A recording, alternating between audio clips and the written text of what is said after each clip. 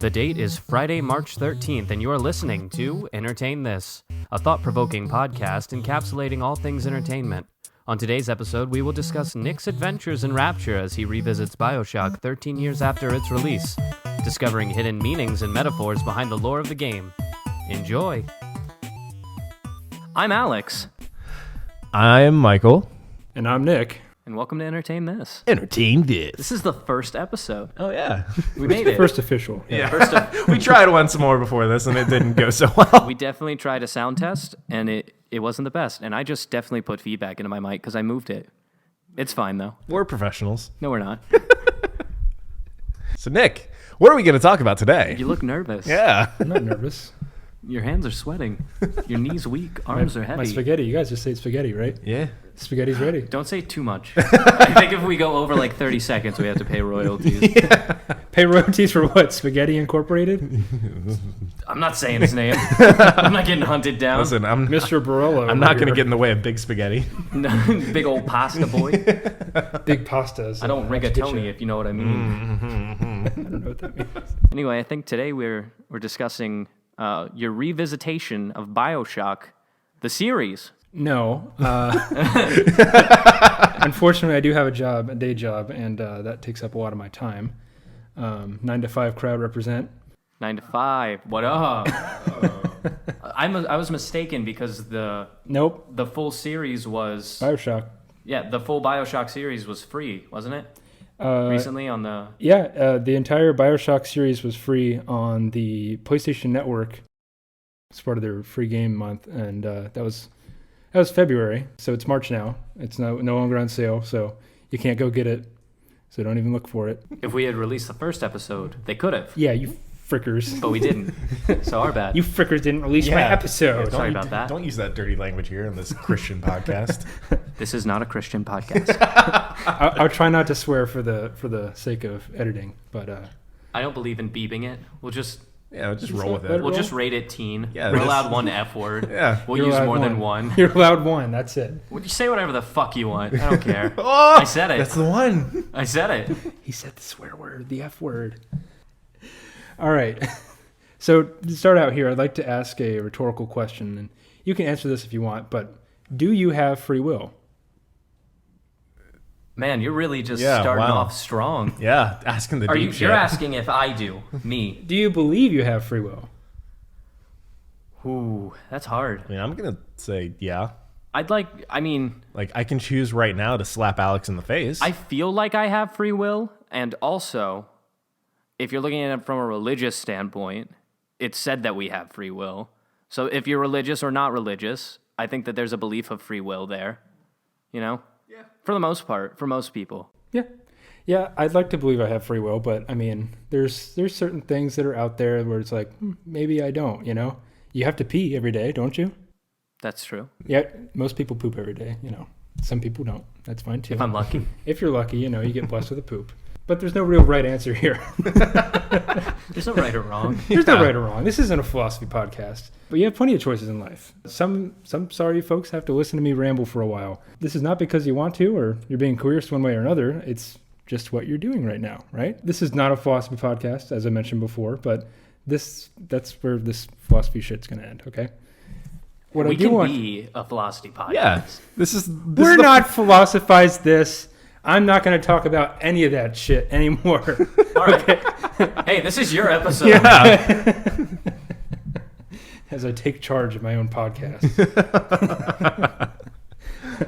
So just keep that in mind, you know? We're just going to talk about this. I want you both to entertain this discussion of Bioshock. Hey, that's our name. Hey, wow. That's our podcast name. What a good plug. Yeah, it's not bad.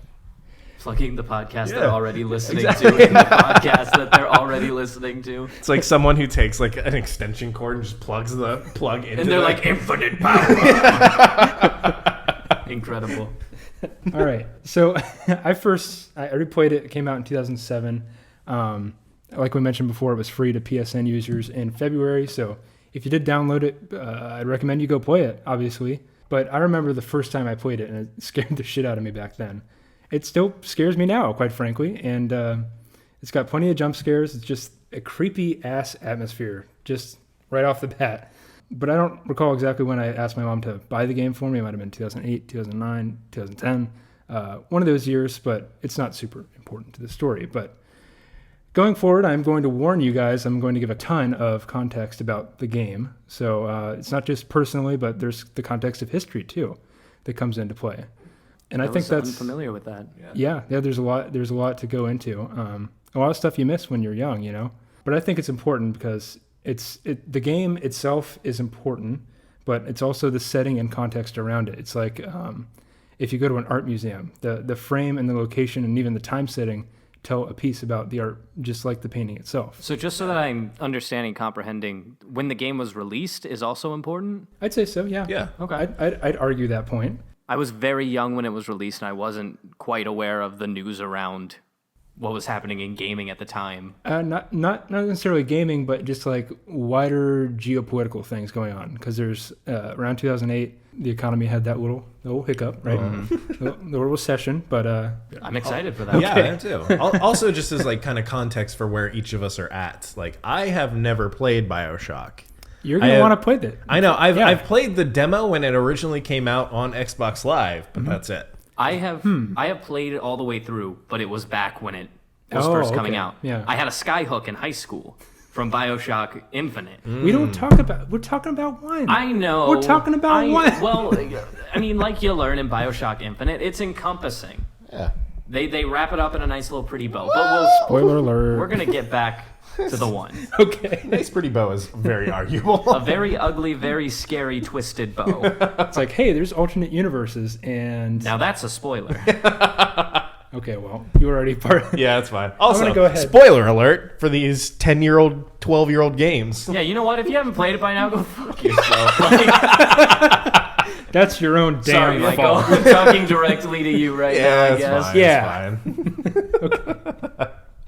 But if you can remember back then, that's great. If you don't, that's fine too, because I'm going to explain it all to you. So I'm going to ramble a little bit about history. I'm a graphic designer by trade, but I do love learning about science and history. So there's going to be little snippets of that within this ramble. So just think, what exactly was the year 2008 like for you guys? The year 2008. Yeah. Or 2009, whatever. So, for me, I was a freshman in high school. Yep, same here. And wait, we're the same age? Yeah. Oh shit! God damn it, I'm Damn. the baby. I'm baby. I'm 25 and I graduated high school in 2012. In So, 2008, I was in the 6th grade. Oh wow! you Yeah. baby. But I'm sorry, but guys. Should I leave? 2008. That was when. So that was actually like a really, not to get like too personal, but that was like a really rough year for me. Yeah, I think it Like- was for me too. Like my dad was in the construction business, which 2008 took a pretty steep downhill turn. Everything did, really. Yeah. The economy itself, it shit the bed. Yeah. That's really all I remember about it. But In 2008, I was, like I said, in the 6th grade. So I had just joined a chorus for the first time. I was first experiencing friends outside of school. It's around that time where you start exploring the neighborhood and getting to know other kids, being out and about. So I didn't get a lot of video games back then. I don't think I was actually familiar with Bioshock until high school. So 2008 I was not involved at all in gaming. yeah. Well, my story was, like you said before, I was a freshman in high school. It was a time of uncertainty for sure, not only personally but for the larger country as a whole. You're a small fish in a big pond, as they say, and you don't really have any friends because all your friends went to different high schools, right? At least in my experience, they did. I was in a very similar experience because middle Yeah. school did almost the exact same thing. You're figuring out who you want to be. It's the formative years of high school, you know. Am I going to be a jock? Am I going to be a hunk? Like, how's this going to work out? The classic stereotypes. Yeah. Right, Which yeah. one am I going to self-insert? I wasn't any of those, and I never tried to be. Good for you. Yeah. But I needed a way to make friends, and I think that I saw the easiest way. I'm not really athletic. That shouldn't surprise you. I'm thick Nick, you know. They're painting a picture of you in their head right now, and I don't think it's very No. The only option open to me was video games, really. And I'd been a gamer since, 2004 or so? PlayStation 2 is all the rage, and I think it was the year of 2007 when I finally well, Santa bought the Xbox 360 for me. Good job, Santa. Thanks, Santa. But Halo 3 was like the first game that I bought, right, for Xbox 360. Yeah, of course. Once you get an Xbox, you get Halo. You get Halo. Yeah. It comes. Whichever one They came should out. come, paired together. If you ask me, they weren't. But not long after that, I picked up Bioshock. I had to nag my mom because I wasn't 18 yet, but but I bought it. But back to the Great Recession part of this. The sad part. The sad part. Let's talk about how you were able to afford an Xbox and no one else was. But I think everyone felt the Great Recession. Maybe it wasn't a depression, but some of us might have been depressed during that time, or at least a little bit. I mean, figuring out stuff, you don't have a whole lot of money, That would be me. I still don't have a whole lot of money. I'm still depressed. I'm still depressed. It was the good old days, right? There's a general gloom around, and I guess I embrace the gloom in a way. It's a bit of escapism in a way. I mean, who doesn't love time travel? Yeah. Back to the Future. I love those movies. Doctor Who is also a big... do you not know Doctor Who? There was a weird person in high school, and I'm sorry if they're listening, but they turned me off to that entire Doctor Who thing. You know That's what? very fair. We could do this again with Doctor Who. We could. Yeah. Doctor Who, Upcoming episode. Yeah. It's very interesting. We'll I'm get sure to it is. Introducing you to Doctor Who. We could do it in 3 parts. We get your before, and then your... Well, it would be 2. Yeah. Before and then after watching You're Doctor Who. just going to get angry It was rants just an from me. episode. Yeah, that's fair. That's fair. There's a Well, lot to be angry about. We're planning for the future. We shouldn't... It's the fan base around, and, I don't blame you. yeah. I get it. I had a sonic screwdriver. It's no big deal. But that wasn't in 2008. Let's get back to that. Okay. I'm talking about my weird ways of trying to make friends. I used to rip on people so much, but I wasn't a bully. I just like to make fun of people, It happens. I Yeah, think that's that's just a And you're both natural nerds, thing. and I hate you. Okay. I hate me too, man. Yeah, it's cool. We're on the same page. We can be friends. We can agree on This that. is why we're friends, though, is we all hate ourselves but love each other. Yeah. That's right. That's right. That's, kind of being an adult. Now wrap it back into Bioshock. So 2008. Yeah. We're getting there. We were all young adults, right? There was a general suspicion of the government, I think. There was the wars in Iraq and Afghanistan going on, and looking back at it, I think there was a broader public mistrust of the government back then. Right. Without getting too political, I mean, there was the reason why this game did so well is I think there was a mistrust of the government, and this game is kind of based around having no government at all, really. There's only one dude at the top, and he's like, hey, I built this city, go play in it, pretty much. There's no laws or regulations or anything like that, which kind of makes things interesting. Which is what a lot of people at the time, I think, were kind of fantasizing about. Yeah, they're like, what? There's all these like doomsday prepper shows. You remember that? Yeah. And I do. there's still Yeah. the zombie shows going on now, where it's like, Back then, that was when Walking Dead was being written Yep. as a graphic novel. Yeah. Yeah, you're right. yeah, there's this thing like, what happens when society goes away?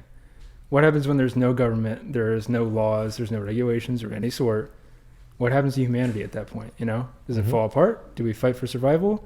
Do we just go crazy and start killing everyone? Or do we thrive? Do we thrive? Yeah, there's the upside of that too. That's not what Bioshock's about at all. No, the opposite even. It's the opposite. It's a underwater dystopian city. This is part of my spiel on the background of the setting of this game itself. So, underwater dystopian city somewhere in the mid-Atlantic. The year is 1960, right? Which is important, right? Like I said before. Not to throw out big words here, but it is an anarcho-capitalist system of government inspired by the ideas of Ayn Rand. Please explain more of that. So anarcho-capitalism is basically what it says on the tin, right? Anarchy and capitalism. But anyway, that's like, you know how the early 1900s of America, there was this general lack of government and regulation, and there was just complete and utter capitalism, right? Right. Anybody could go out there and sell you snake oil that didn't do jack shit, but they still sold it. They're like, this is going to cure all your ills, and this is going to grow your hair back and all that. That's how Coca-Cola came to be. Right, yeah. There's like, this actually has cocaine in it. Right. Makes me feel good. Yeah. So, I mean, that's in a nutshell what capitalism. I don't know if I explained it all that well, but I think That it makes sense, yeah. yeah. Ayn Rand is another person. She was an author back in the 50s or so. Wrote these books like The Fountainhead and Atlas Shrugs, which you're gonna see come back because there's a character in the game itself called Atlas, which you find out later does some stuff and blah blah I'm blah. familiar. We'll get to that. But it's all very much influenced by this author's writings and also her entire philosophy on life, which was called objectivism. You can look that up later. I don't feel like explaining it now. That's fair. Can you give us like a brief description Yeah. just for the people who we know won't go Google it? So objectivism is kind of like this place of this way of looking at the world where it's like, I see this computer, it's a computer. There's nothing more to that. Yeah. It's like not projecting anything Right. onto the matter Yes. of fact. It's objective. Yeah. You know, Okay. So it's This kind is of a like cabinet. living life from outside the window. A little bit, but it's just like it has nothing to do with spiritualism. Throw that out the door. Sure. It's just what is here, what is now. That's what objectivism is. So I think that's That sounds right. a pretty good, I can find the root word in there. objective, right? Carpe diem, YOLO, and all that shit. Yeah, I mean, it could be seen like that, but you can disagree with me. People, I'm sure, will in the comment section of this. But it's a first-person Don't tell me I shooter. sound weird. It'll hurt my feelings. It's a first-person shooter. It's slightly wonky at times. It doesn't handle like a Call of Duty or anything like that. But I think as soon as you play Call of Duty, you're kind of ruined every other game because those games just handle so well. You actually feel like, oh, you can move around. It's like driving a sports car or something. Yeah. With this game, it's like driving an SUV, you know? It's kind of clunky at times, but it's aged very well as far as the graphical limitations of it. I mean, the art style really helps it out. It has its own art. It doesn't try to be realistic. It just has its own thing, and it just kind of goes with it. And I think it's aged pretty well, you know? It still holds up today, and I didn't look back and say, oh, that looks like shit, because it all just kind of ties together. From what I remember of looking at it, I remember it looking like kind of cell shaded with almost like a dark, almost like watercolory palette, where it's very moody. It's like an emo teenager. It very much is. Who just discovered finger painting. Yeah. But in a good way. And a lot of that has to do with the setting. As I'll tell you in a minute, the architecture of the time was called Art Deco. I'm familiar with Art Yeah, Deco. I love Art Deco. I've taken art history classes. Yeah. Art Deco is one of my more favorite. It's fun. And in the 50s and, well, I guess more in the 60s too, there's this utilization of color palettes that were bright and cheery and all this other stuff. When I think Art Deco, I immediately imagine it just the old classic Fonzarelli jukebox. I think with Art Deco, I immediately think of like Great Gatsby.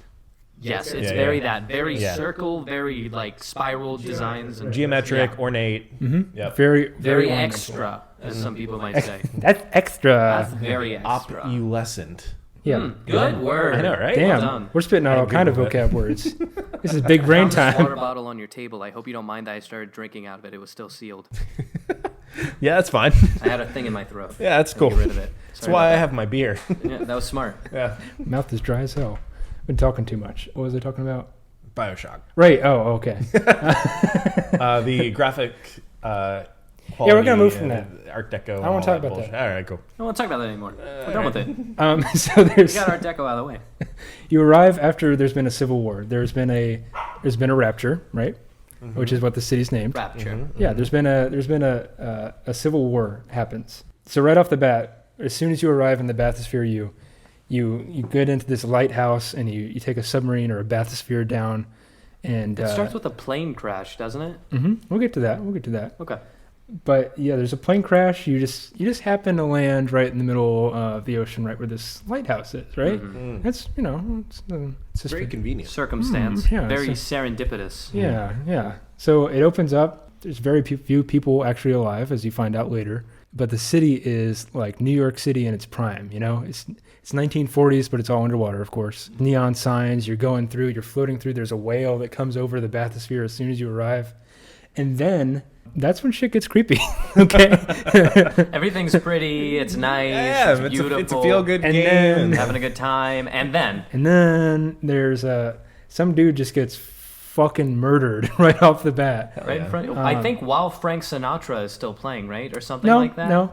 Somebody's talking to you on the radio. He's like, "Hey, welcome to Rapture, bitch," or something like that. That's a pretty good summary. Yeah, like, it makes yeah. me think of the 1950s. Welcome to Rapture, bitch. Fucking bitch.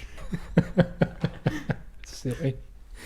But the player, as you go through the game, you find these audio diaries and scattered pieces of story that are fragmented around you, and you pick them up and you figure out slowly start to pick up the pieces and figure out what the hell happened to this city.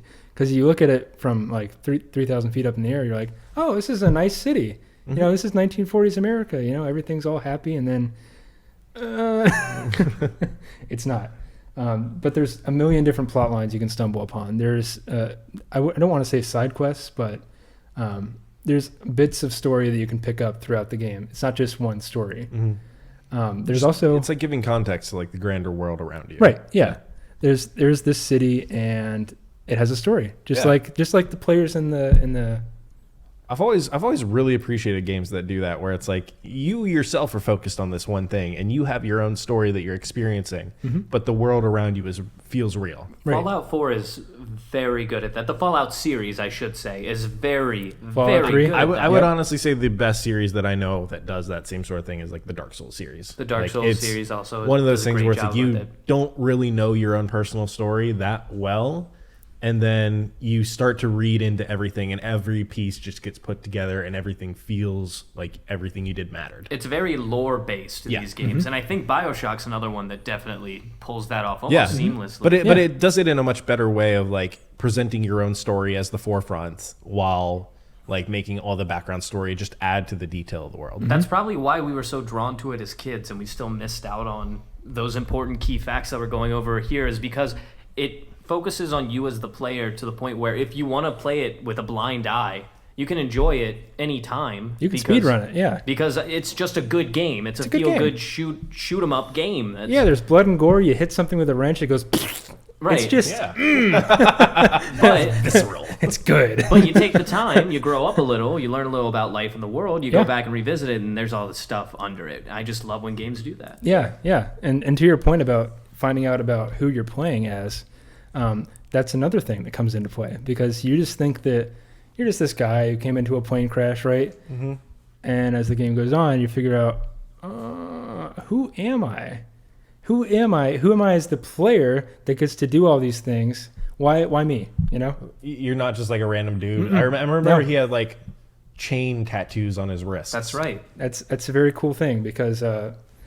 well, I'll just go into I was going to say, that's pretty much the only thing I remember about the demo that I played. There's significance to literally everything in the game. And the chain is another one of those things, because you have this chain tattoo on your right, left? One of your wrists, right? I think it's both. I thought it was both.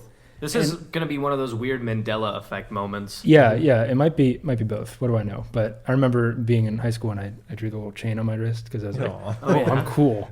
I'm so edgy. Was it the little S, the little 3 line? No. Like, but it went all the way across. Yeah, this is a full-on chain. And but yeah, he had a chain. And one of the things that Andrew Ryan, the founder of the city, talks about in great depth is this idea of the Great Chain.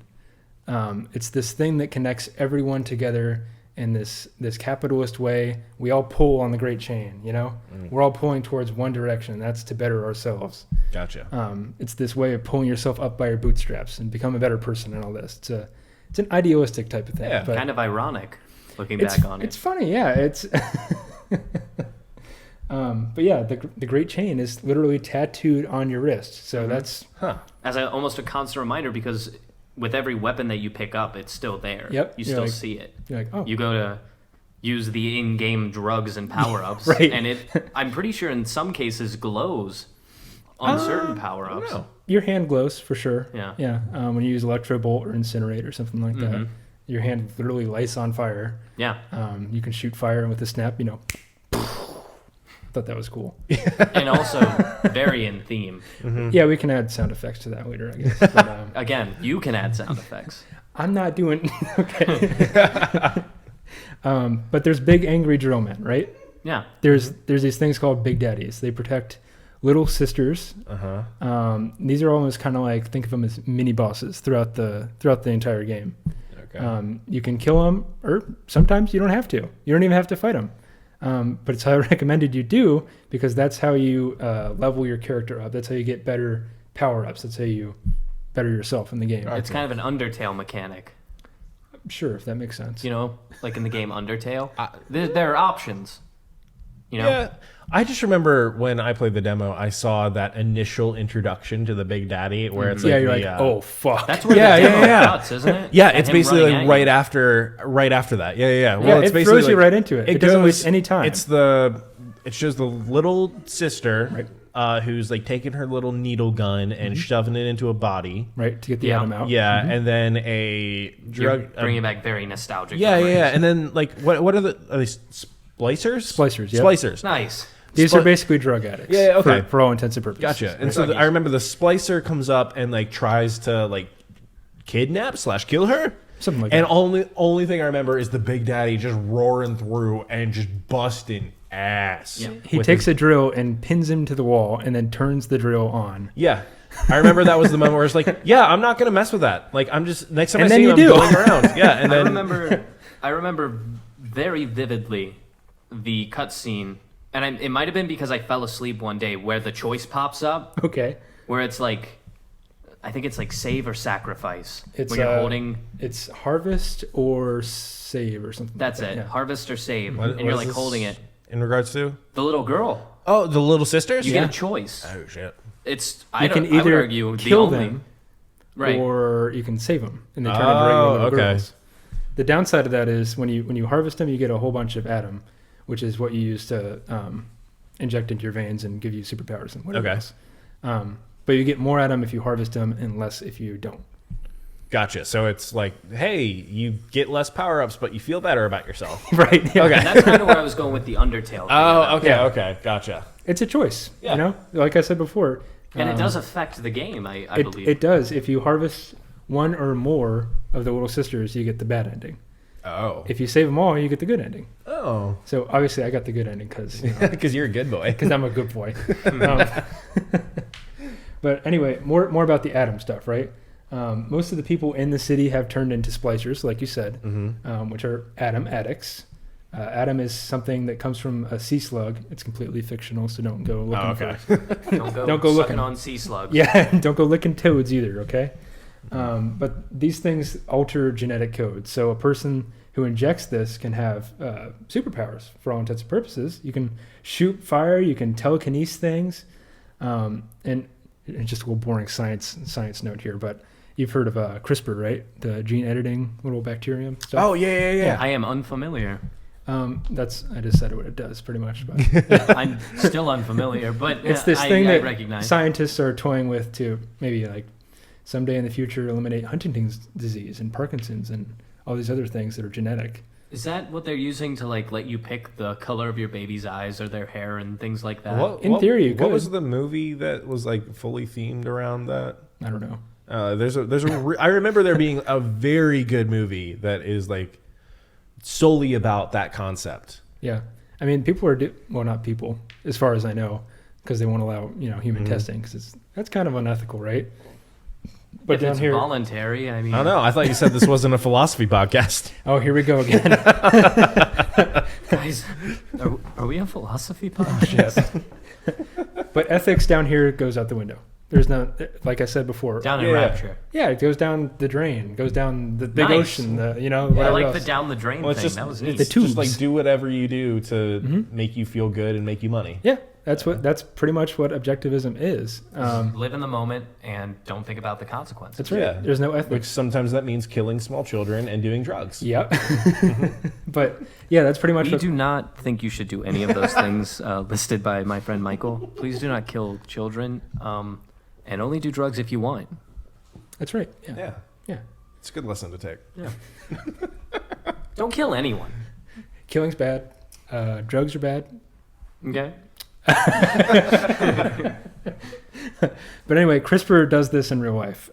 Scientists are still working on it. So you're telling me, you're looking me in the eyes. You're telling me that in, I don't know, let's say 5, 10, 20 years, I could shoot fucking lightning out my hands? I didn't say that. Well, I'm not interested. If you were born with like a disease that's genetic, they can probably eliminate that sometime in the future. So What if my disease is not being able to shoot lightning out of my hands? that's a serious problem, isn't it? It is. I But think anyway. that it's neat that we've discovered anything that can Yeah. splice our genetic code in any way. On a genetic level, we can do this today. But down here at the bottom of the ocean in 1960, they had this shit already figured out. Okay, They already had, because science goes, blows up, right? There's no laws, there's no ethics. Yeah. All right, cool. I'm going to test on all the humans I can get. And that's pretty much what happens. Is Rapture the test? Rapture's not the test itself. Okay. Rapture is not the cause. Rapture is the effect. Yeah. Well, it's Rapture is like the vehicle that allows them to do it. Exactly. I see. And there's a quote by Andrew Ryan, the city's founder, that says, I could have built Rapture wherever I wanted to, but it was impossible to build it anywhere else but the bottom of the ocean because they wouldn't be harassed by anyone, right? Yeah. Nobody's going to go down there and be like... You have to be invited to Rapture to right. get into Rapture. That's another thing. Because even if you're out on the outside of the window holding up cardboard signs, you're still not there. Right, yeah. And Andrew Ryan makes it his own personal engraved invitation to everyone.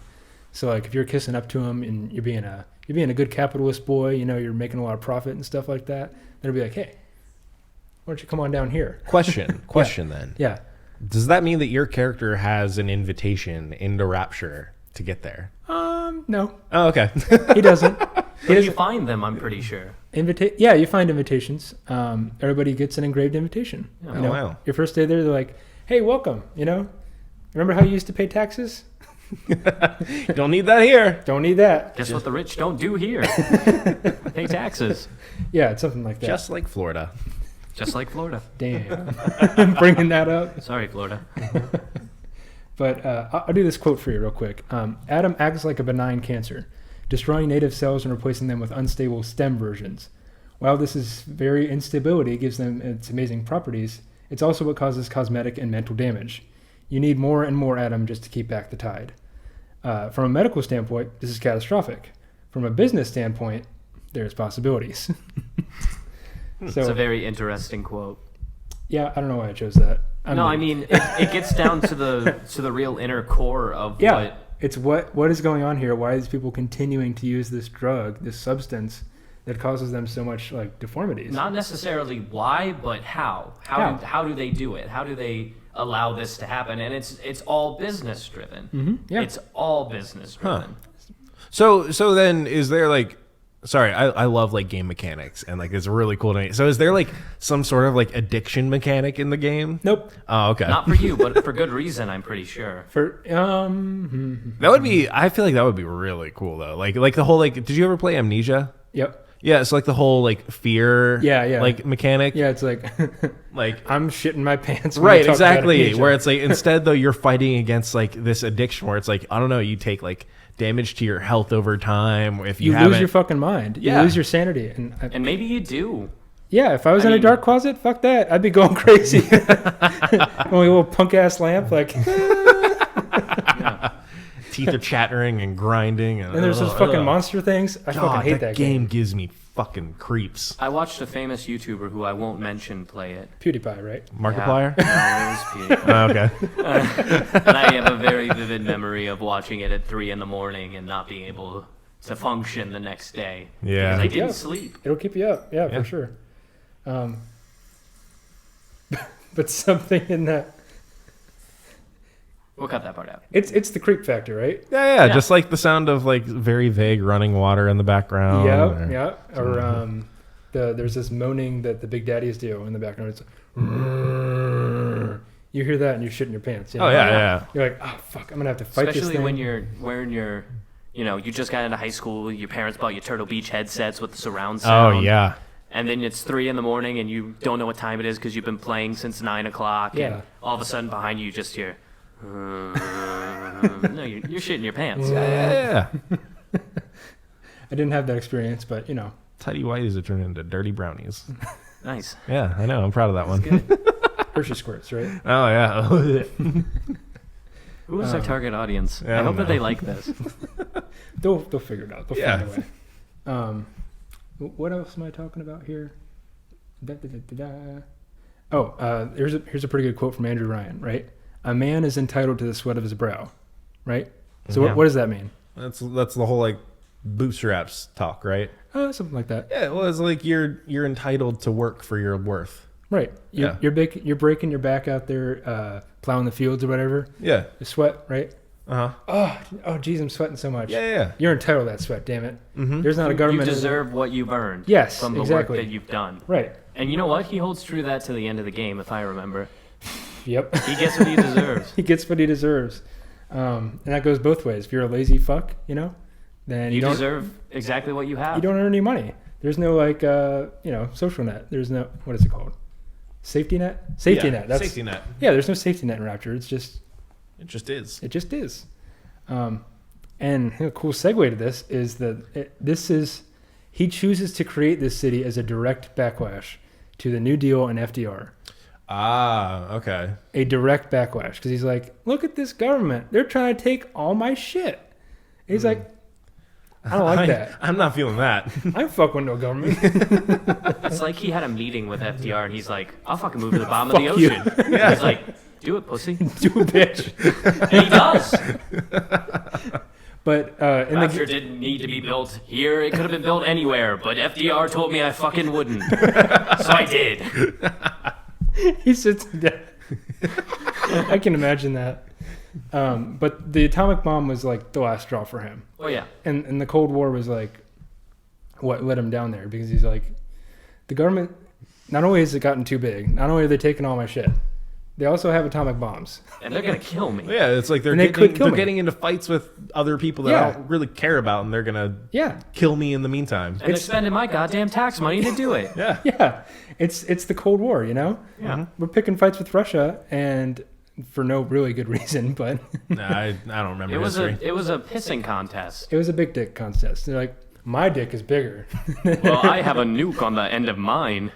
I have twice that. I have 2 nukes. I have 2 nukes now. That's pretty much that's the Cold War in a nutshell. You can sleep through that section in your history class. Just listen to us talk about it. Just listen to us curse a lot, and tell you a little bit about the Cold War. When your teacher asks you on a test, what was the Cold War about? Say it's because they had 2 nukes on their dicks. And that's there. You go. There's a guaranteed A+ right there. I like how, and I think this touches on your original point with Bioshock, is that not only was it kind of commenting on history back in the 60s, because it took place there, it was live in the moment. 1960, yeah. But man, it ties so well to today. Mm-hmm. Yeah. To 2008, to today. There's echoes everywhere. I mean, I remember I had a history teacher in middle school, and the big lesson that he wanted us to take away from his class, he was a civ teacher. He taught ancient civilizations. And the big thing that he kept repeating was, those who do not learn from history are doomed to repeat it. That's right. They are. And this game, I mean, it echoes that. It does. Yeah. There's history. I mean, the thing is, it ties in so well with history, you almost think like maybe there was an underwater city. There very well could be. Yeah. It's not impossible to build at the bottom of the ocean, but it's damn hard. Yeah. And there's a good reason why we haven't, because it doesn't make any fucking sense. It'd be too hard, and what would we gain from it? Yeah, it'd be too hard. And it's like, oh, cool, you have a house at the bottom of the ocean. What are you going to do now? Right. What's your next step? I'm going to live here. But anyway, the game never gets up on a high pedestal and says, oh, look at how dumb these people are over here. Instead, it just kind of guides you through these central points. It's like, hey, look at this person over here. This is a person that didn't do this thing. And, it doesn't hit you over the head with meaning at any time. It leaves it up to you to discover these main points hidden throughout the game, like you said before. Which is like the cool part about going back and like revisiting it is like, like you said earlier, like we don't really care like when we're younger about like these little bits of subtext and about this like history that plays into it that we don't really even know at that point. It's magical. I love it. This is a fun time for me to talk about this subject because currently, and this might not be true for you two, because I'm the baby of the group, I'm living through my first election that I got to take place in. Oh, wow. I got to vote. This is my first one still, Congrats. our current president. Yeah. And though I didn't vote for him, it's still interesting that I got to partake in the democratic, the democracy. The casting the votes. You do the thing. I got to go do it. So I'm living with the repercussions of something that I was involved in. That's right. And that's a kind of experience that I couldn't have put into these game mechanics. Yeah. But now I can. Mm-hmm. And when you look at it through that lens, you start to notice the things like trying to keep the rich from paying taxes, for one thing. Yeah. Or trying to escape law and the government by creating your own. Yeah. It's just stuff like that. Yeah, like quote unquote oppression. Yeah. Yeah. Things This oppressive like that. government. Yeah. And it's Yeah. just really interesting to me that they captured that in 2008 Yeah, in a video game. in a video game. Of all And, things. I mean, People said before, oh, video games can't be art. yeah. And then this game comes along and it's like, uh-oh. Just to like loop it. Is Bioshock like one of the first like art piece video games? I'd argue, yeah. Yeah. I think so. I can't. I would think that there would be more before it, but I can't really think of any off the top of my head. Well, the Xbox 360 introduced, what was it? The indie game category Yep. on well, a yeah, console. it was like with Xbox Live. Yeah, yeah. And this was before Steam had taken off and PC gaming had really gotten big. So this was the first console that offered indie game developers the opportunity Right. to make these games. Bioshock was not developed by an indie gamer, but No. I It was see where not. you're going. But Right. because they noticed that so many people gripped on to these indie games and played them, It's story-driven mechanics. they That's what- they noticed that and they dove into a market that was unexplored by big game companies. Right. So Kinda this was around the time when those art games were being made Yeah. for the first time.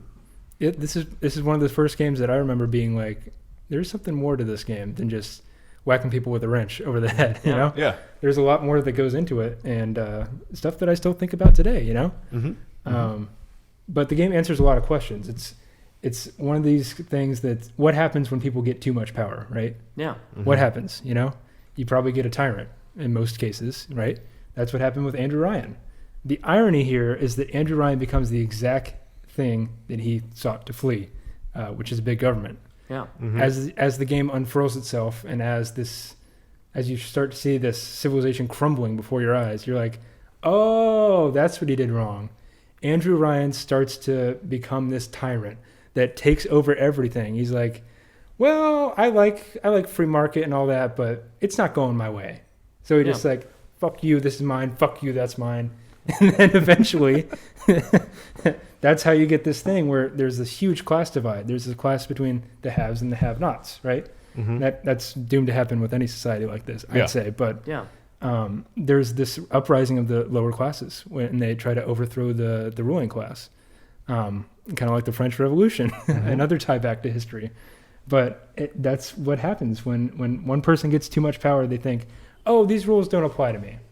They don't apply to me anymore. I can do whatever the hell I want, and you have to deal with it because I made this city, and fuck you. Yeah. Pretty much. Another question that the game asks, and maybe doesn't have an answer to, but what does it look like when you build a society on everyone being the best and brightest? What happens when every one of your neighbors is the best in their class? Well, What that's happens not when- possible. When everybody is No, because you can't, like, if everyone's the best, either everyone's on an exact equal playing field, or there's a divide. Exactly. Well, if everyone is on the exact playing field, no one is the best. Everyone is just average. Yeah. The average becomes the best, and everyone doesn't feel like they're the best anymore. Yeah, There's so no they- high horse. There's just a bunch of people living on the back of horses. So here's what happens then, right? If everyone thinks they're the best, and they start to notice, hey, this fucker's doing better than me, what happens, you know? They start trying to be, maybe I gotta stay up later. I gotta work harder. I gotta do all this. I gotta start taking Adam. I have to start injecting shit into my veins to be better than this fucker Yeah, it's over like here. I gotta take steroids or some shit. I mean, how many teen Nickelodeon shows showed you the dangers of Adderall? Because, I mean, Saved by the Bell had an episode where they got addicted to caffeine pills because she was trying to stay up later. This is stuff that's been explored in a thousand real shit medias. that's happened to me. Yeah. Yeah, no, and it does happens. happen. Yeah. But Like- that's definitely points that a lot of media touches on is the dangers of, like, Keeping up with the Joneses is a way to put it, you know? Yeah. sure, yeah. Like, oh, they just bought a brand new car. Well, I want a brand new car too. And damn it, I deserve it because I'm the best and brightest. And I would argue that that's the exact opposite of objectivism, It might be. because that's not looking at what you have now. Right. It's looking at Well, what do the it's- neighbors have? You Well, know? it kind of goes back to the whole, like, do whatever makes you happiest in the moment. Right. Yeah. And if what makes you happiest in the moment is having a nicer thing than your neighbor, We gotta buy that nicer thing. Yeah. Yeah, and it turns into this like hedonistic treadmill, you know? Yeah. Oh, my neighbor has the new lapbook Mac, whatever the fuck, Pro. Yep.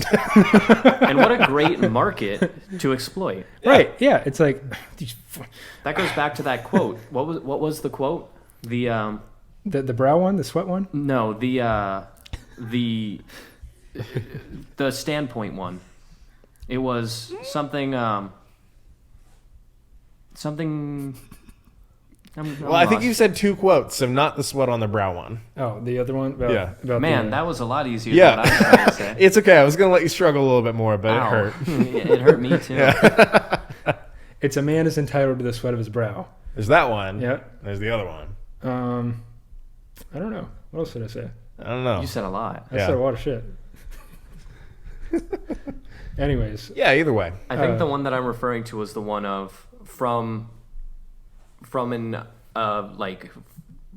a standpoint of how you feel about people.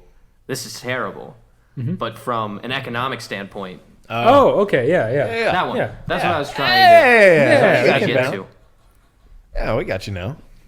Yeah, We're on the same There's page. exploitation everywhere. You know, Yeah. it's just going to happen. It's the perfect environment to exploit. Exactly, because there's no laws telling you, well, you can't do that. Yeah. You can in this city. In fact, you can test drugs on children. You can, yeah. In fact, you slit can your test neighbor's drugs throat, on yourself. We'll provide vending machines to do so, which they do. which they do. But that leads to the ultimate failure and collapse, and not just personally among people, but the entire society starts to collapse. And there's a wide divide between the haves and have-nots. And then here's my favorite question, which the game never answers, and you two haven't answered it either. But how much free will does a man actually have in the end? You know, it turns out in the game you don't have much. In real life, that's more of a philosophical question that we still can't quite answer. But man, Yeah. you got me thinking on a completely different track now with all of Yeah. this. With that question, could we attempt to answer it again? Well, What? it's like, is it free will or is it reaction to the circumstances of your environment? Exactly. Yeah, that's exactly. kind of that's Is the thing. Is that true? Free will?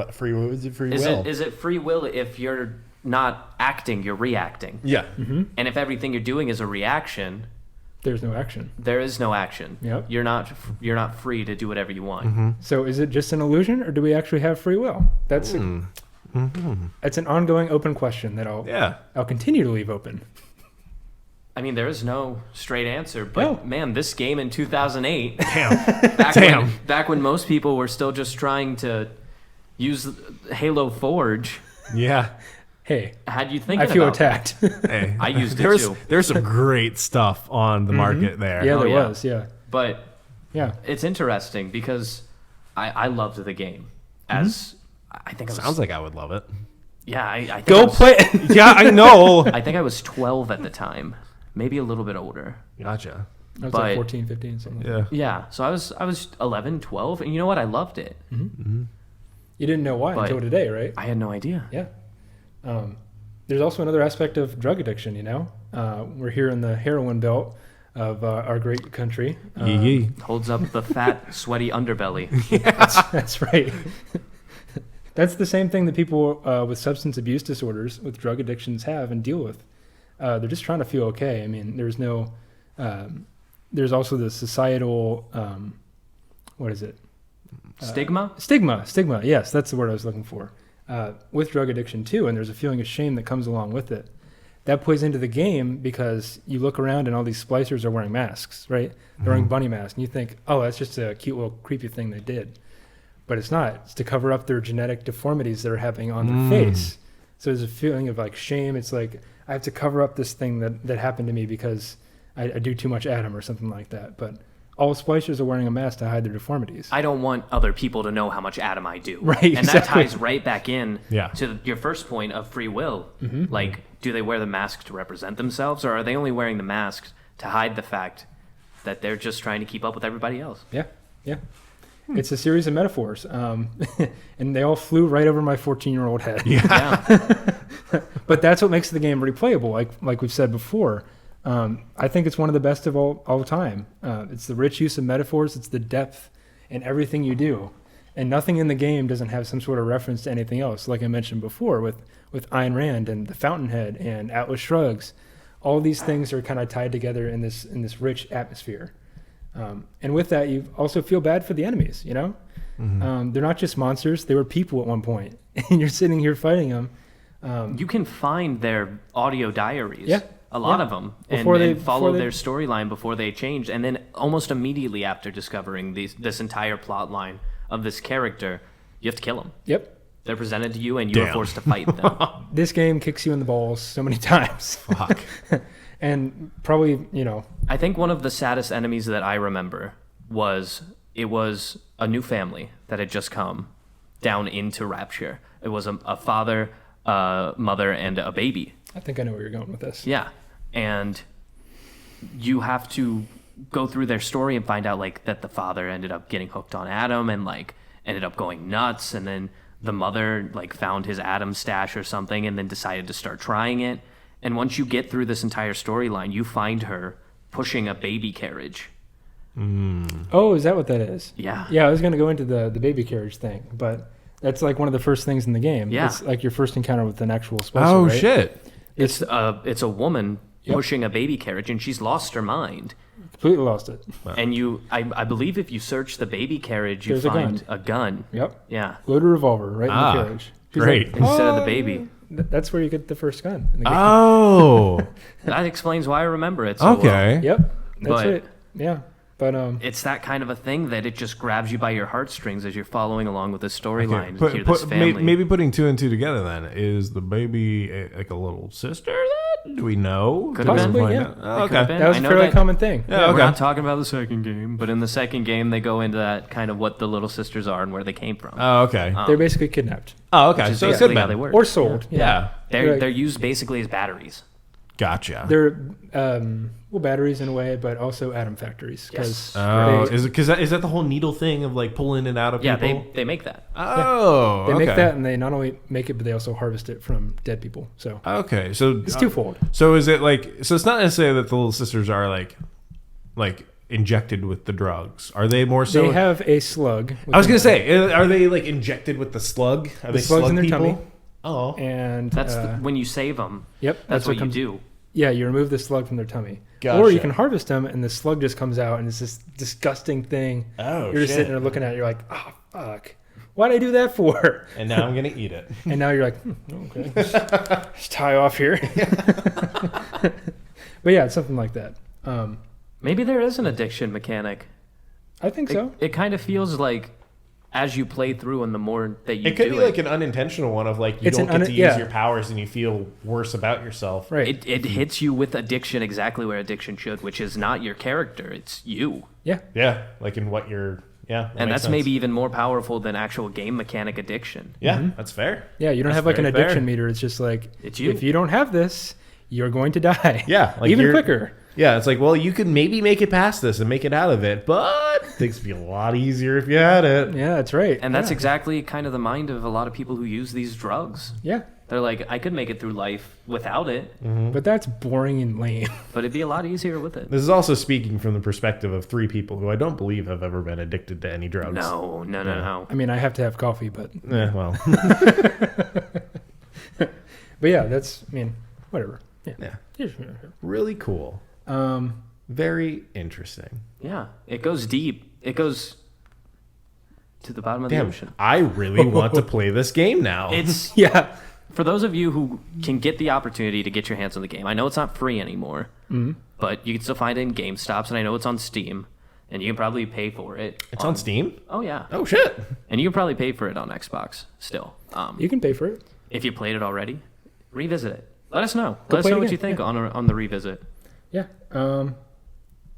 I have a couple more points. Yeah, let's hear them. Yeah. Sorry, this is running a bit long. It's not. But- I mean, this is about standard for Okay. what we were hoping for, right? Yeah. We ramble We're on still long figuring things out. Yeah. Not to mention, we still have to cut a couple minutes. Yeah, that's fair. Okay. But obviously, we all want to be successful in life, and this goes back to the point of keeping up with your neighbor and all that. Mm-hmm. You want 6 figures, you want a nice car, you want a house, you just want to get ahead, right? Isn't that a Cardi B song? I don't, It sounded like lyrics to a Cardi B song. I don't know. But an audio log put it in a very good way. Somebody's got to clean the toilets. In the city of the best and brightest, there always has to be someone scrubbing the johns. not everyone can be superstars. Not everyone can be millionaires or a mansion owner. Somebody's got to clean the toilets, which says to me that it's all right to be middle class and try to be rich, but knowing very well there will never be room at the top for everyone. There's dignity even cleaning toilets or moving boxes or fixing cars. There's work to do. There's dirty jobs, and people got to do it. You know, getting rich doesn't just happen. It comes through hard work. You know, it comes through determination. Sorry to get on a bootstrap rant there, but now, do you consult Mike Rowe of Dirty Jobs fame? Dirty Jobs. He It's knows like- it better than anyone. Yeah. It doesn't matter what you do in life. It just matters that what you're doing, you know, it's hard. It's hard Yeah. work, and it's personally rewarding is the word I was looking for. Mm-hmm. If you find enjoyment in building houses out of toothpicks, you know, that's cool. That's a thing you can do and get money for, I'm sure. Yeah. As much passion goes into that as anything else that anyone else does. Right. And you probably won't be a millionaire anytime soon, but, you know, You'll be happy. You'll be happy. And that's all that matters. That was weird. That's my puppy. She has hiccups. Oh, your poor baby. You got a brand new puppy. Yeah. Maybe I'm going to She's shoot all some like- at him and get myself a Shut puppy. up. That's my little girl. She's adorable. Yeah, she's lovely. Another question that the game brings up is like, what happens when what you're doing just isn't enough? What happens when there's this society where it's all cutthroat and everyone's just trying to get ahead? It almost becomes mandatory to do drugs to get ahead. Hard work and dedication just aren't enough, and you have to almost destroy your body to get ahead. Mm-hmm. Professional athletes know that better than anyone. Well, That's right. yeah, I was going to say, side tangent, I really want to see an Olympics where everybody is as doped up as humanly possible and see what kind of records we can break. oh my God. Go for Yeah, I Super know, right? Olympics. it. Usain Bolt will just fall over and just have a heart attack when he crosses the line. Usain Bolt would be the first person to be able to shoot lightning out of his hands. You figured it out. He's like, I am lightning, damn it. I am Bolt. I've become the Bolt. Doing a 5-second 100-meter dash. Oh, my God. Incredible. Yeah, but He okay. traveled through time. Here's the plot discussion that we finally were waiting for. Right? Did we make it? Oh, we made it. Yeah, Guys, we I think we made made it. it. This is where the roadmap led. Blah blah blah blah blah blah. We've all talked about this shit. Okay, so there's two sides in the game, right? Let's hear it. There's Frank Fontaine, who's a smuggler / businessman, kind of unscrupulous, right? He's kind of Yeah. sketchy guy. And there's Andrew Ryan, which is the city's founder. This upright, trying to keep everything together face of the city. Right. Yeah. So polar opposites. Yeah. That's how the Civil War plays out. But when you go into the city, Andrew Ryan is kind of like this grouchy old man. He always calls you up on the audio log bitching about, you know, the Soviets and CIA stuff. Yeah. And you're like, bro, I just got here. What? I don't even know who you are. I don't even know who you are. It's like hanging out with your weird uncle you only see once a year. yeah, he starts talking about politics as soon as you walk in the door. Incredible. But neither of these sides are good or bad. That's really up to the player. You end up killing both in the end. Spoiler no. alert, right? Yeah. But Andrew Ryan, you find out through audio logs, is slowly becoming this person who he didn't want to become. He's slowly becoming the big government that he sought to flee from. Is he self-aware of that? No, Oh, damn. That's unfortunate. Yeah. or maybe he is, but he justifies it in his own separate way, where he's like, "Well, you know, I founded this city, so I make the rules. Yeah. I make the rules." Yeah. Yeah. And that's kind of what the government feels like with the country, I'm sure. It's like I stole it from the Indians, but I made most of this. This is mine. Yeah. Yeah. But anyways, he grows more and more desperate to win the Civil War, right? And that's how he starts to turn into this desperate tyrant. He starts seizing businesses. He starts, you know, doing some pretty unethical stuff, which, you know, isn't illegal in this city. It just is a thing that happens. But he gets to the point where he starts taking away the free will of splicers, of people, by using pheromones to direct their movement around the city. Yeah. Within one of the opening scenes, he starts talking to you, and he's like, "All right, I'm going to send these people to kill you," and then he does. And he's like, And he does. yeah. And it's like, these people have no free will. He took their free will away, just because he could. But here's the real big plot decision here. Andrew Ryan's actually your dad. He's the player's dad. Okay. Big oof, right? Yeah. Sorry, you didn't get to play the game and No, figure it's this okay. out. you get to I find hope you out. still visit it. Yeah. And I'd love to hear next week. Yeah, Just like a short little 5-10 minute blurb of it'll A just quick be like, blurb at next week. I don't think It's good. Revisiting Bioshock. just 2 sentences. It's good. Yeah. Okay, it's good. I like it. It's good. Government bad. Yeah. No, but you're his illegitimate child that he had with a prostitute or something like that. And what she does is she sells the player, right? His name is Jack. He sells the embryo or whatever it is at this point to some scientists. And within 3 years of that happening, you're a full-grown dude because you're full of drugs or whatever, and you're like 19 years old or something like that at this point. But the game goes and does its thing. You play the plot and all that. And you fight his way to Andrew Ryan's office, right? And you think, all right, this is it. This is it. I'm going to fight this final boss. I'm going to kick his ass. It's going to be one fucking big old battle. Because you've already fought a ton of mini bosses, and that's exactly what it was. Yeah. Was these giant battles. It's definitely prepped you in game for this to be a knockdown drag out. It sets you up. And then you just walk up to his office. He's like, all right, let's have a chat. You kill him with a golf club, right? Up until this point, he's perceived as the final boss. But you figure out that you don't have free will. Your trigger phrase is, would you kindly? Andy Boy tells you to kill him. And during this, every fleshy thwack from the club, he repeated the phrase, a man chooses and a slave obeys, until he falls to the ground and dies. You don't have free will.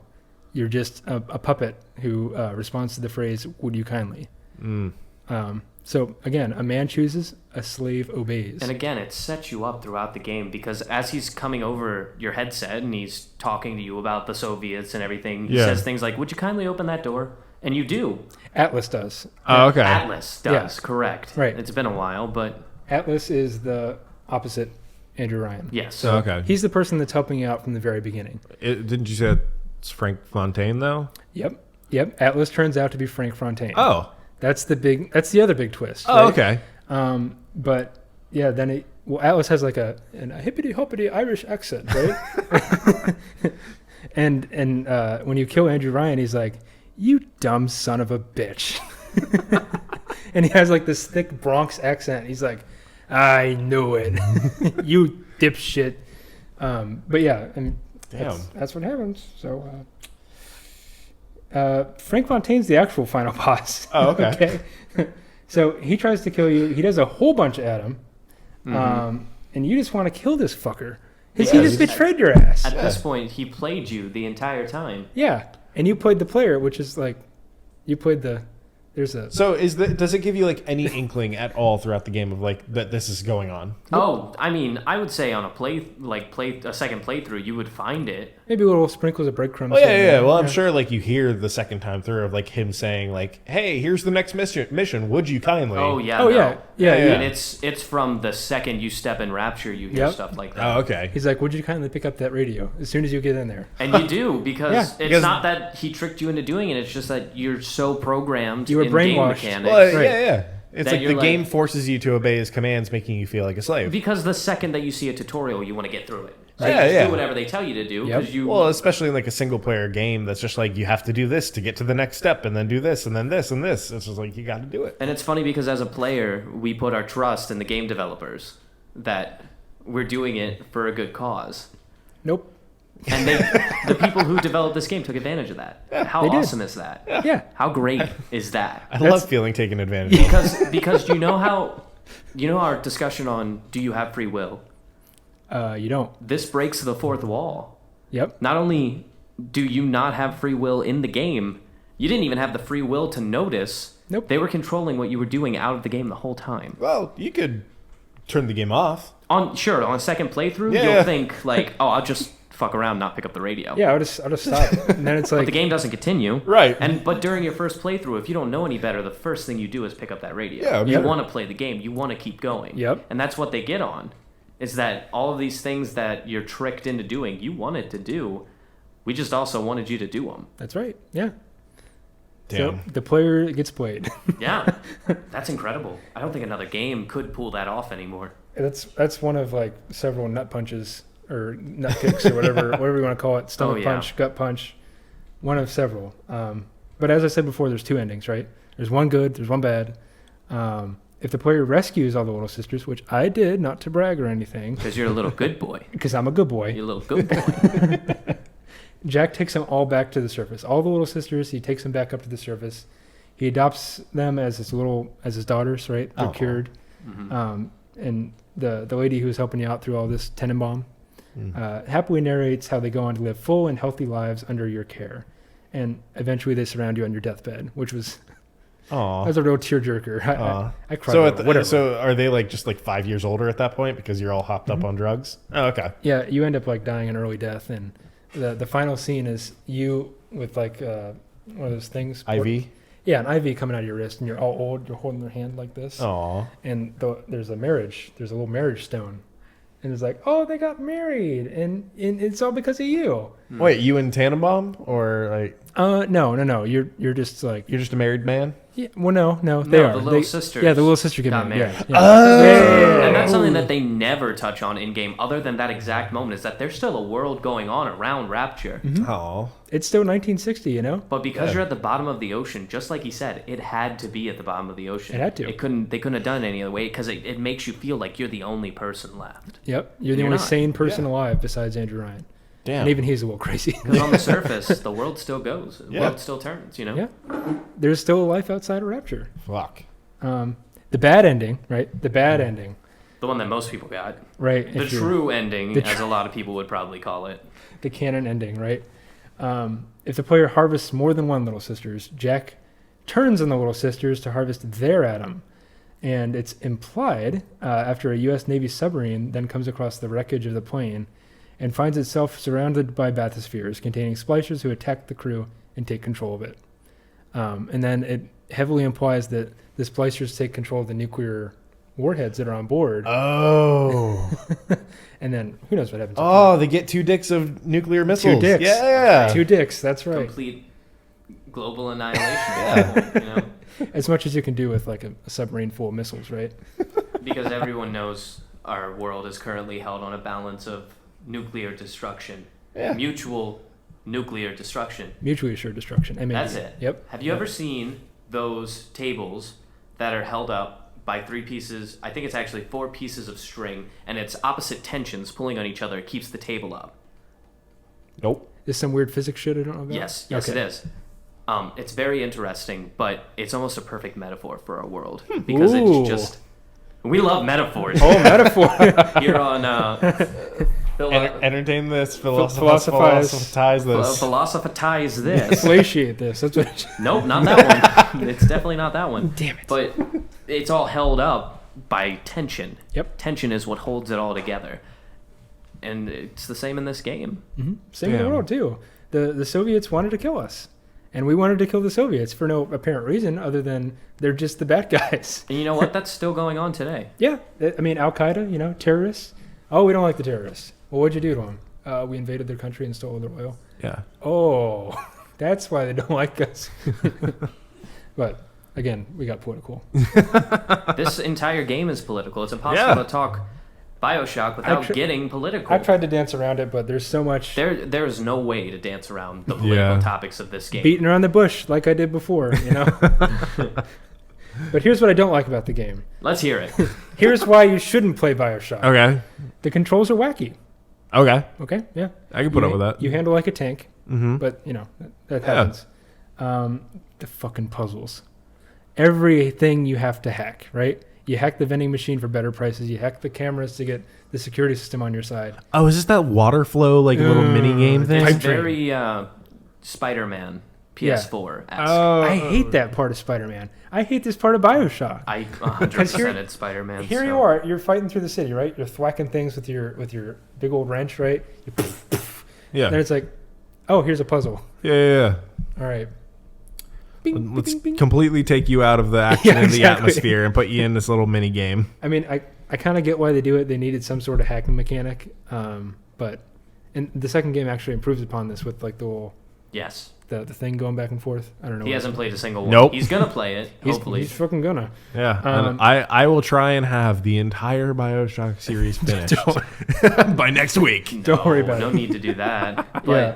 definitely give it another go. Yeah, I'm gonna try get. Bioshock 1. Like, I'm gonna try and get that done before next week. Yeah. You probably could play through it. I would say it'd take you at most 3 days if you really. Well, I meant at least. Depends. Least. For a game like this is the kind of thing that I think I'm gonna want to try and like 100% complete. Mm-hmm. And so it'll probably take me like a week. Yeah. I don't know if I 100%ed it, but I took my time. It took me about a week, in between work and other responsibilities. But right, it's not the longest game, but it's meaty. Yeah. It's like a nice cut of steak, right? Right. You can sit there, you can chew on it, you get the flavor. Yeah, it's like a 16-ounce porterhouse. Yeah. It's not much. It's not much to look at. Steaks so much. I'm sorry, but it's meaty, right? Yeah, that's what counts. Speaking of which, can your dad please make me more steak? Oh yeah, it's dope. Jerry's steak is delicious. It's magical. Another thing I don't like: enemy respawning. Right? You backtrack through an area, the game makes you backtrack a couple times, which it happens. Whatever. Yeah. You have to go back and get a key to a door or whatever. The enemies respawn, so then you're like, I was just in this area. I killed these exact same people, and here they are back again. And you have to waste more ammo, which costs more money. Yeah, that kind of takes you out a little bit of the illusion. It does, but at the same time, you're like, okay, well, it would get pretty boring. Yeah, this is a massive city. You can understand. There's people come and go. And I respected the ammo mechanic of the game. Yeah, but you never feel like you have too much. It sucks. Yep. When you are backed into a corner and there's a horde coming at you and you have nothing. And you have a wrench and some cool lightning bolts come out of your hand. And that's it. That's about it. And you'll find yourself there. Yeah, you will. Times. You will. Ammo is so short, and it should be. It should be. Yeah, I think so, because, well, that's not a thing I don't like. It's a thing I do like. When a game makes things scarce in a way. Yeah. It's like, but is it scarce enough to the point, like, it's not frustrating, I wouldn't say. or like scarce enough to the point. But you're thinking of every shot you take. Well, okay. So it's like you still need to take the shots, but you're thinking about it. It's a mechanic where they want you to equally think, do I fight this or do I work my way around this? Okay. Is this the hill I die on? It's not like the mechanic of like Skyrim, I've completed the game and I have 2,000 health potions. No, it's not like that. Okay. No, it's one of those things of, I'm going to need to save this for the big boss battle. Or do I need to use it to get to the big boss battle and hope to God I reach a vending machine at some point in between? Gotcha. And then you have to hack it and play a little pipe dream to hack it. A little pipe dream. A little pipe dream, huh? But yeah, there's only 2 endings. That's another thing I don't like. There could probably be a lot more endings. You know what? They improved upon that. They did. They improved upon it. In the next couple games. In the next couple, there's 3 or 5. There are 3 games in the Bioshock series. Correct. 1, 2, and Infinite. Yeah, and they mean it. If you play through Infinite, they mean infinite, and that's why they named it that. Is it? Okay, all right. But surely there's more to life than just good and bad, right? Yeah. I mean, there's the gray areas. There's making you feel really good or really bad. You don't have free will in this game. Like I said before, you probably don't have free will in real life. Yeah, I mean, you probably don't have much free will in like any game. Nope. Yep. Except for Grand Theft Auto, maybe. Yeah, that's fair. Free world games like that. Yeah. Is it really free will if I get a call every 10 minutes asked to go bowling? Cousin, let's go bowling. But as the third game hits on, there's constants and variables, right? Yeah. There's things that don't change, and there's things that do change, and they all add up to this number, I guess. I don't know. Some shit. Math. I failed math. Here's some random personal notes. Art Deco. I love it. Hey, we talked about that. +1. Okay, just scrub that part out. We already talked about it. Yeah, +1 for Art Deco. Yep. Yeah, okay. Big band music will forever give me PTSD, right? +1. +1. Okay. I'm into it. We're at 2. I still like big band music, Oh, yeah. Yeah, it's good music. It's good song of music. They did their job if it gives you PTSD now. Yeah. And anyone who has ever played Minecraft with me to this day knows that I build something underwater. It just happens. We'll give that a -1. Yeah, minus hey. 1. So, what would you do if you lived in Rapture? Maybe that's a closing question, but I'll ask it anyway. I'd move. Yeah. Jesus, I don't want to live there. I would not live in Rapture. The best part about all this is that it's solidly based in history, like I said before. There could be a Rapture out in the mid-Atlantic today. There very well could be. How old is the United States? 200 and 200 something. I don't know. Give it that many points. Yeah. Okay. 200 points. Yeah. It's 201 points. It's tied into history so well. And I still think about Bioshock to this very day. I might not We're remember. sitting here talking about it. Yeah, it's 2000. It's 2020. It's current year. I mean, yeah. It's current year. It's current year. It's Whatever been, year you're listening to this podcast on, it it's is been- that year. It's current been year. That's right. 12 years since Bioshock came out. 13. 13. 13? 2007. Yeah. Yeah. I thought it was 2008. 12, 13. 2008 when everyone kind of experienced it. It was a long It was ass time ago. in yeah, that. yeah. Yeah. Whatever. Minutia. Long time ago still holds up. Yeah. It's great. Yeah. So here's the Damn. verdict, right? You should go play this game if you haven't already. Yeah. Okay. Yeah. If you have already, Go you should play it again. This game. Well, even Yes. even with knowing all this stuff behind it, like just to Go experience check it out yourself. Yeah. Okay. Yeah. I'm gonna do I think it's a that. clear winner for GOAT. Greatest game of all Greatest time. game of all Oh, time. yeah. Yeah. Wow. Big praise. It's one of those games you can go back and thoroughly play once, and you have enough to think about through your entire life, I'd say. Damn. How many thick nicks out of 10? How many thick nicks out of 10? I'd probably give it a 9.5, 9.5. if thick not nicks. a 10. So Ooh. 9 thick nicks and 1 just nick. Yeah, sure. Yeah. one just regular nick. 9.5 out of 10. That's my final verdict. all That's right. So On this IGN review. Yeah. go check out your local GameStops. See if you can get a pre-owned copy. Just fucking download it. Download it if you Oh. want.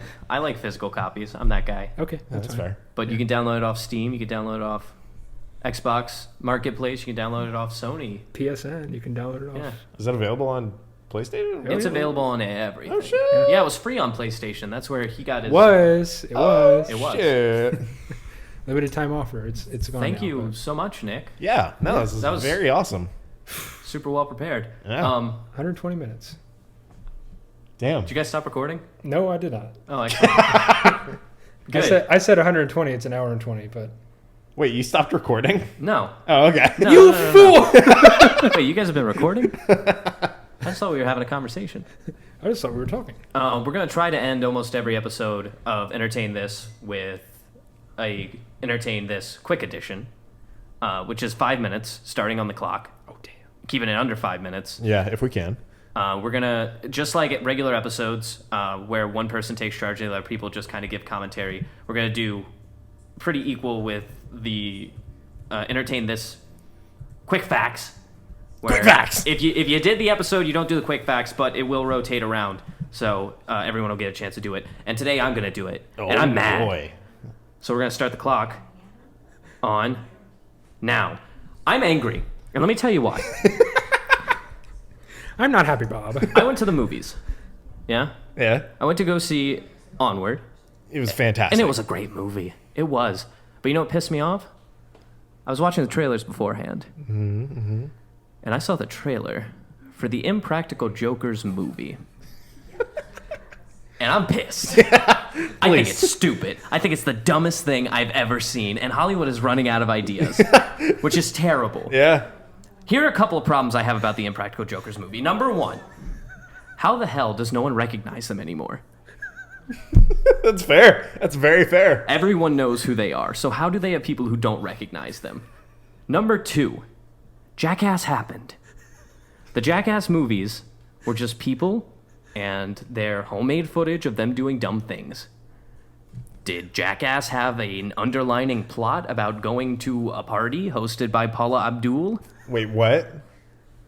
I was Okay. there at the movies with you, and I do not remember this. Sure, so let me hit you with the plot of the Impractical Jokers movie. Oh, boy. Our boys, the Impractical Jokers, are sitting in a bar diner area, Okay. just chilling and having a couple of bevies, a couple of beers and whatnot, eating their cheese curds like old men do. And way. Yeah, their cheese curds and whey. When Paula Abdul walks up, and starstruck, the boys are staring at her because Yeah. she's Paula Abdul. Right. Yeah, but she's old now. She is old, but so are they. Okay. Sorry, Paula. And Paula Abdul says, and I take this from the trailer, she says, I'm throwing a party and you guys should come. The problem is, I only have 4 passes. No, sorry, that's not what happens. She hands them the tickets and then walks away, and then they discover amongst the 5 of them, are there 4 of them? I don't fucking know. I think there are 4 of them. They have 3 passes. Among the 4 of them, that was Chloe. She's my girlfriend, and she's always got my back. Among the 4 of them, they only have 3 passes. Paula Abdul only gave them 3 passes, which number one means Paula Abdul personally doesn't want one of them to show up already. Because that's what you do when you want some of the friend group to come to the party and not the one you don't like. Right. Is you give just enough for the people you want. And you usually are clear about who you don't want to come. So they say, in the movie, at the table, filmed on a 4K camera, so it looks like a Hollywood movie. Right. I know what we'll do. We'll do hidden camera challenges, and whoever fails the most won't get to go to the party. We'll go on a road trip all the way to the party and do hidden camera challenges in between. You know, like the show, like the plot of the fucking show that they put on, where they do hidden camera challenges, and then there's a big punishment. Yeah. He even throws in at the end, and whoever loses will have to do a big old punishment. So they basically just smashed together like 4 episodes of Impractical Jokers. They're taking the buddy road trip trope from Hollywood and turning it into hidden camera challenges to get to Paula Abdul's party, where they're going to get to the door and find out Paula Abdul doesn't like the loud one from the Bronx, and that he's not allowed in, and the challenges didn't matter in the first place. I don't want to go watch that. Plot twist. You know how many seasons of Impractical Jokers are on Hulu? No. Me either, because I don't want to watch it. Yeah, that's fair. I don't care. I don't want the movie. I hate this. I am so upset by it. Please, don't go pay money and watch the movie, because then they'll think that we want more. Don't and encourage we'll get a this. second one. But go on YouTube and just watch the trailer. There you go. Just watch the trailer, cringe with me, and throw leave it- in the comments. Throw it a downvote. Throw them a downvote. Let them know this isn't what we want. Honestly, they started a game show, and I thought that was the best direction that they could go in. Yeah. Was to take it in the game show. Everyone knows you can't do the challenges anymore. That's going to happen. But they took it in a direction, but this movie pissed me off. It made me think that Hollywood really doesn't know what to do now. So, Alex, where are we at in those 5 minutes? I have 1 minute left, Okay, cool. and I want to use it. Keep ranting. Let's No, go. no. Rant's over. I want to use it to talk about Onward. Yes. Onward was great. And if It really you're a fan was. of D&D, if you're a fan of Brothers, if you're a fan of family, if you ever lost someone and are dealing with the loss of a loved one, Or you just know what it's like. or you just have, if you just empathize with that, Yeah. or sympathize with it even, go see Onward. Please. Give your money that you were going to give to the goddamn Impractical Jokers to go see them try to drool over Paula Abdul, the old American Idol judge. I would. No, you wouldn't. Okay. Give that money to Onward. Yeah. Just give it to them. What a beautiful film. Give it to Disney. They already have all our money anyways. There I you know go. it's Disney and they have a cuckold on the market, but you know what? Onward deserves it. They made a real piece of art this time. Yeah. And it's really great. I have a question. Am I going to cry during this movie? Possibly. I did. I'm a little baby, so. Yeah. That's my 5 minutes. Oh, shit. Damn, guys. That was it. Good job. Guys, this was a podcast. Yeah. Could we somehow wrap that into Bioshock? Like impractical Nope. No, we can't. And we shouldn't. onwards. I don't think this is going to happen. Nope. It's a good try, though. I'm on the toilet trying to force this thing out. It's just like, And you know what? It's just not Just coming. like this podcast. I'm trying to force this one out, and I can't. So, a little looking forward into the future. I think our next episode is going to be going to you, Michael. Yeah. I think I've got a few ideas. you're taking us on an adventure, aren't you? It's possible. Guess what, Nick? That means you got the 5 minutes at the end. Oh, I get to rant about something? You get Yeah. to rant. You get our entertain this quick facts. Yeah. Quick We'll Quick come up with this. a better name. You know what? Leave it in the comments. What should we call that last segment? Yeah. I vote quick this. Quick should this. yeah. Oh my God. Yeah. That's Ooh. great. Yeah. Maybe that. Tell us if you guys want that. Rage this? I Rage have no- against I- Rage Against the Machine. Just call it straight Rage Yeah. Against. Wait a minute. All right. Well, Rage thank you Against the guys for Jokers. tuning in. Hope you enjoyed and had a good time. Yeah. And it was really fun for us. And I think we're going to be doing this a little bit more in the future. Yeah. Until next time, I'm Thick Nick. I'm just Alex. Yeah. And I'm just Michael. All right. All right. Bye. See ya. This episode of Entertain This was produced by Nick Mustakangas, with commentary by Michael Savoya and Alex Steele. The music for this episode is Rush Bubble by Aaron Spencer. Tune in every Friday for new episodes. Thanks for listening.